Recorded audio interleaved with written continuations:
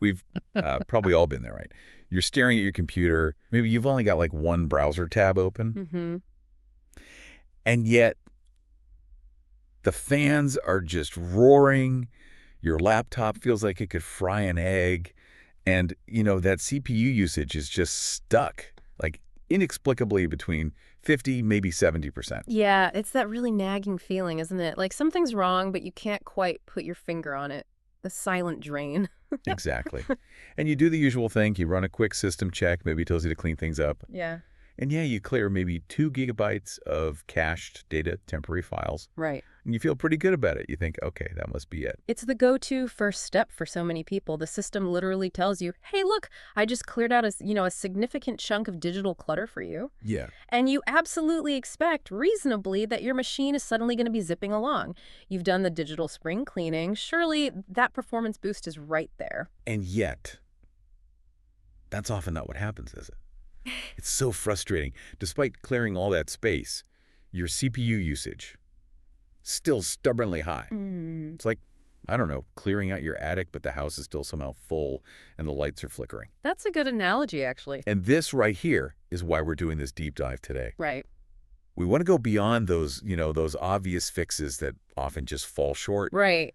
We're going to try and uncover what's really eating your CPU cycles behind the scenes and hopefully give you some actionable insights to get your PC speed back. Okay. Okay, so let's unpack this a bit. Our journey, like we said, often starts right there. Following the prompts, deleting those 2 gigs of browser temp files, cached data, you get that brief moment of like digital satisfaction. Yeah, job done. But our research looking into this, it consistently shows that for a lot of users, that feeling, it gives way to disappointment pretty quickly. Yeah. That stubborn CPU usage doesn't really budge much, still hovering up there, maybe around 70%. Still way too high. Exactly, and it's a really clear sign that just cleaning disk space, well, it isn't enough. It's not enough to fully address that kind of chronic CPU drain. It feels like a superficial fix for what's probably a deeper issue. Okay, so if it's not the temporary files in cache, if those usual suspects aren't the main problem, what is the real culprit here? Well, Through our deep dive, looking at performance analyses, developer insights, a really clear pattern started to emerge. It seems the true source of this silent, power-hungry problem.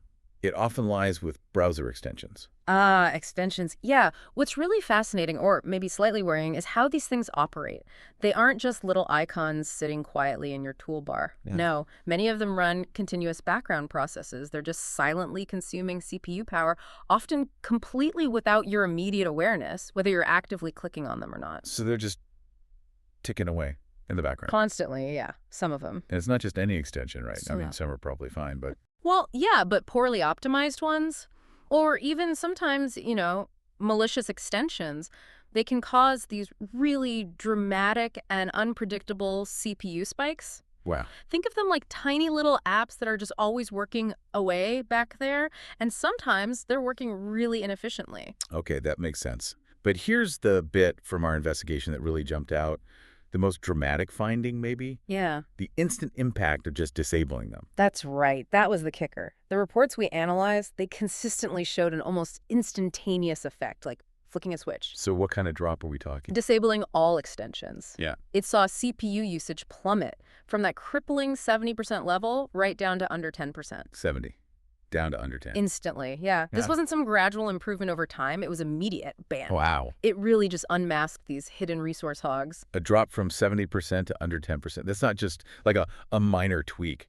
For many people, that's literally the difference between a computer that makes you want to tear your hair out and one that actually feels responsive and usable. Absolutely. It's night and day. That's just a monumental change from what often seem like these innocuous little add-ons, doesn't it? So, okay, what specifically makes these extensions such voracious CPU hogs? Why are they so demanding? Yeah, that's the critical question, isn't it? And interestingly, we don't have to look too far for the answers. Even Google Chrome's own support documentation. Oh, really? Yeah, it explicitly recommends disabling extensions as one of the very first troubleshooting steps if you're trying to reduce CPU load and improve browser performance. So Google themselves are saying check your extensions first. Pretty much, yeah. It's a widely acknowledged issue, even by the browser developers themselves. They know it's a potential problem area. Okay, that's some powerful backing right there. if the browser's own creators are advising it. But how? How do they consume so much power? Especially, when you're just idly browsing, or maybe you've even minimized the browser window. Well, fundamentally, it comes down to their ability to run JavaScript continuously. Many extensions are basically small programs built using JavaScript. And even when your browser tabs seem idle, or you're not actively using the extension, these scripts can just be constantly running in the background. Maybe they're checking for updates from a server, or analyzing page content as you browse, or just keeping connections alive to some online service. Ah. And all this constant activity, it just demands processing power from your CPU, even when you aren't actively seeing it do anything. So they're not just sitting there waiting for you to click something. They're perpetually on doing Yeah, stuff. many of them are, yes, exactly. And then compounding that, there's this concept of computational overhead. Okay. So each extension adds its own demands to your system, sure, but the real issue is often how multiple extensions interact. It's often more complex than just simple addition, like 1 plus 1 plus 1. Right. Each extension adds its own cost, but they can also interact with each other, sometimes creating these kind of cascading processes or even conflicts Oh. that make the combined resource drain just skyrocket much faster than you'd expect just by adding them up. So it's like they multiply the load, not just add to it. In effect, yeah. Imagine this complex web of tiny programs, all constantly sort of vying for your CPU's attention, and that overall demand grows disproportionately, sometimes exponentially, with each new extension you add. Wow. Okay, that concept of them multiplying the burden, that really explains why even just a seemingly small handful of extensions could potentially cripple a system. Precisely. Okay, so we know extensions are very often the problem. What's the action plan then? How do you listening identify the specific culprits in your own browser? Right. Okay, the first sort of methodical step is to visit your browser's extension manager. So for Yeah. Chrome users, you can just type chrome.extensions right into your address The bar. Chrome.extensions, got it. Yep. And that page lists all your installed extensions, and crucially, it lets you toggle them off easily, just little switches. Okay. So the strategy here is to disable them one by one, or maybe in small groups if you have a lot, and then just test your PC's performance after each change. Check that CPU usage again. A process of elimination. Exactly. It helps you narrow down which specific one or maybe which couple are causing the most trouble. That makes sense. It's a good way to isolate the problem. But what if you want to be even more precise? Like, see in real time which individual extension is, flaring up the most. Is there a more direct way to monitor their specific resource use? Oh, yeah, absolutely. Our deep dive into best practices definitely points towards using the Chrome Task Manager. Chrome has its own task manager. It does. You can usually access it by pressing Shift plus ESC while you're actually in Chrome, not the Windows Task Manager, but Chrome's own. Shift plus ESC. Okay. And this is a really powerful little tool. It shows you real-time CPU usage, memory usage, even network activity, but per extension. Ah, okay. So you can see exactly which one is hogging the resources. Exactly. It's like having a dedicated performance monitor just for each individual extension.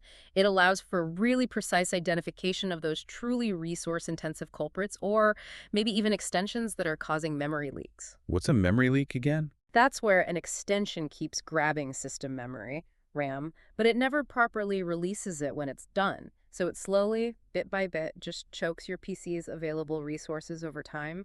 The task manager can help spot that too. That's incredibly useful for just zeroing right in on the problem directly. So, okay, once you've pinpointed an extension that's causing those abnormal CPU spikes or memory leaks, the solution seems pretty clear. Yeah, it's pretty straightforward at that point. Remove it or at least disable it. Sometimes you just have to be a little ruthless, for the sake of your PC's overall health and performance. Yeah, weigh the benefit against the cost. Exactly. It's all about making those informed decisions.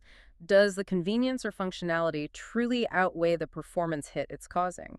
Right. Okay, so beyond this, this major revelation about extensions, are there any other sort of general tips we should be following, just for optimized browser performance overall, like good foundational digital hygiene for our systems? Yeah, definitely. A few key practices are still really crucial. Firstly, always stay updated. Keep your browser up to date. Don't ignore the update prompts. Please don't, yeah. It ensures you have the latest performance fixes, crucial security patches, and importantly, maybe new optimizations that can reduce the load from even well-behaved extensions, or just improve how the browser itself handles resources. Updates matter. Okay, good advice. What about that setting hardware acceleration? I sometimes see that in the settings. Yeah, hardware acceleration. Yeah. That one. It can be a bit of a double-edged sword, actually. Oh, so. Well, it's designed to offload some graphics processing tasks onto your graphics card, your GPU, which could potentially improve performance, especially with video or animations. However, sometimes if it causes compatibility issues with your specific hardware or drivers, or paradoxically, it actually increases CPU load on your particular system, you might consider disabling it. So it's not always helpful. Not always, no. It's definitely a setting to experiment with. If you're still having issues after you've dealt with problematic extensions, see if turning it off or on makes a difference for you. Some systems benefit, others can struggle with it. Okay, worth checking out. And finally, what about that general maintenance advice we always hear? Clearing browsing data, history, cookies, all that stuff. Does it still apply here? Or is it kind of overshadowed by the whole extension issue? Oh, it absolutely still applies as just good general practice. Oh. Regularly clearing browsing data, your history, cookies, site data, and maybe even resetting browser settings back to default if you have persistent weird problems. Yeah. It all contributes to a leaner, more efficient browser environment over time. So it helps keep things tidy. Yeah, exactly. Right. Well, these actions probably aren't the primary fix for that massive extension-related CPU drain we talked about. They definitely support overall browser health and responsiveness. Think of it as preventing general digital clutter from building up and potentially causing other minor slowdowns. Makes sense. Okay, so this brings us to a really interesting point, doesn't it? This sort of cost of convenience. Extensions, they add incredibly useful features, right? They personalize how we browse. Many of us really rely on them every day. Yet, our deep dive has shown pretty clearly they can dramatically slow your PC performance. So, is the trade-off worth it? Especially for your specific workflow. I know looking back before digging into this, I probably had, I don't know, maybe 24 extensions installed. Thinking they were all helping me somehow. That's a really common experience, I think. And honestly, for maximum performance, especially if you're a power user, maybe you're on slightly older hardware, or you simply prioritize raw speed above all else, you should seriously consider running your browser with zero extensions. Zero. Yeah, it might feel like going back to absolute basics, I know. But the performance gains can be truly undeniable. It really is a genuine balancing act. Yeah. You have to carefully weigh the specific functionality those extensions provide against your system's performance needs. Your productivity, and frankly, sometimes just your sanity, often depends on having a responsive system. It truly does. There's nothing worse than a sluggish system when you're trying to get stuff done. It just shatters your focus and adds frustration to the day. And this whole journey we've taken today, from that initial frustrating mystery, the hot, slow computer, to uncovering this hidden culprit in extensions, it really highlights the value of doing this kind of investigation, doesn't it? Absolutely. And what's particularly striking is that dramatic before and after we kept seeing in the analysis, consistently showing CPU usage at a staggering 70% with extensions enabled, Yeah. and then dropping to under 10% after they were disabled. That's not just a minor tweak, it's a fundamental transformation of how your computer feels and responds. It really is. And what's fascinating when you think about it is that maybe 1 hour of targeted troubleshooting, just going through those steps we outlined, could potentially save you countless hours of future frustration and wasted time just waiting for a slow machine. Yeah, exactly. It shifts the focus from those superficial fixes that don't really work right to the root cause. So our ultimate recommendation, based on this deep dive, it seems pretty clear, actually. What's the bottom line? Want a fast PC. Really fast. Aim for as few extensions as possible. Ideally, maybe even none. Yeah. It really seems like the simplest, most direct path to minimal CPU drain and maximum performance. Just keeping your system lean and clean. Your processor and definitely your patience will thank you for it. No doubt about it. And hey, here's a fantastic hidden bonus. Something that wasn't maybe immediately obvious when we were just focusing on CPU usage. Stop that. But it consistently appeared in the sources we looked at. By addressing that significant CPU drain from extensions, you can also often enjoy dramatically extended battery life on your laptop. Really? How much are we talking? We're talking potentially doubled battery life for many users. Double. Yeah. Which translates directly into, extended productivity when you're on the go, genuine freedom from constantly hunting for power outlets. Wow. Okay, that is a game changer. Doubled battery life is a huge perk. Definitely a welcome side effect. Absolutely. So considering everything we've talked about today, the dramatic performance improvements, the significant battery life gains, Maybe the question to leave everyone with is this. How many extensions are truly indispensable for your workflow? Mm-hmm.